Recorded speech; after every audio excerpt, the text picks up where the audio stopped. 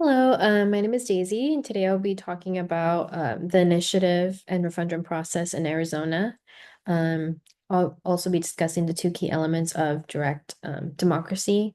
These processes allow citizens to have a direct say in lawmaking, bypassing the legislative body in certain situations. And I'll also go deep into the definitions and how they work and how they would fit into the Arizona democratic system. An initiative is a process that allows citizens to propose new laws or amendments to the Arizona Constitution. If enough people support the proposed law, it can be placed on the ballot for voters to either approve or reject. A referendum is a process in which allows citizens to approve or reject the laws passed by the state legislator. If enough citizens are opposed to a new law, they can collect signatures, put it on the ballot, where voters can decide. To create an initiative, a group of citizens or organizations must draft a proposed law or a constitutional amendment. Then they will need to gather a required number of signatures from the Arizona voters to get the measure on the ballot. For a statutory initiative, they would need signatures equal to 10% of the voters cast in the last gubernatorial election.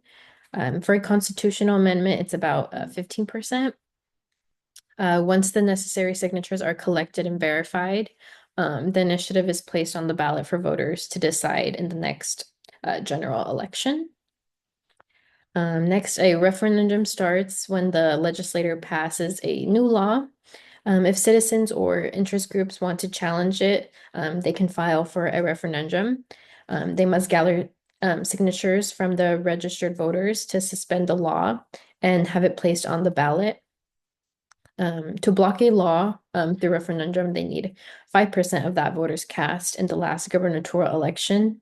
But once they have enough signatures, they are collected and verified, and then the law is put into a public vote. Comparing and contrasting the initiative and referendum, um, some of the key differences as well. An initiative is about creating new laws. A referendum is about overturning or approving laws that have already been enacted. Both of these processes allow citizens to play an active role in shaping the law, but the initiative offers more opportunity to introduce a change, while referendum is more about responding to the legislative actions. So initiatives can be like citizens creating new laws or amendments, requiring gathering a large number of signatures, and also proposes measures that addresses various issues from taxes to social policies. While referendum, citizens can challenge laws that have already been passed by the legislator, and focuses whether to keep or reject existing laws. It would also require gathering signatures, but it would deal with laws passed by the elected officials. So some of the pros and cons of initiatives. The pros would be empowering citizens to propose new laws and constitutional challenges directly. It would also encourage the innovation and responsiveness of public concerns. It can be used to address issues that the legislator may not prioritize. And then some of the cons can be expensive and logistically challenging to gather the signatures. Sometimes poorly written or controversial initiatives can make it to the ballot, causing confusion or unintended consequences. The processes can be dominated by special interest groups with significant funding. Referendum, some of the pros would provide a way for citizens to block laws they disagree with while offering a check on legislative power. It would help ensure that laws reflect the will of the people. It also gives voter a chance to weigh in on important controversial laws. And then the cons that we can see with referendum is it can be used to undermine important laws, including those passed by majority legislative support, um, like initiatives and not, that can be influenced by the well-funded interest or misinformation.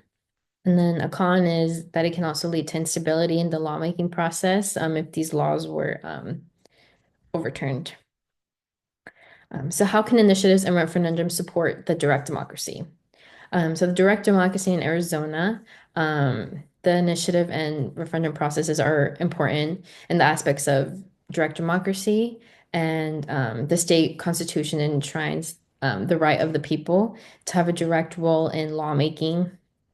These processes can also provide an outlet for the public and input to ensure that citizens have the power to affect the ballot of box, and not just through elected representatives.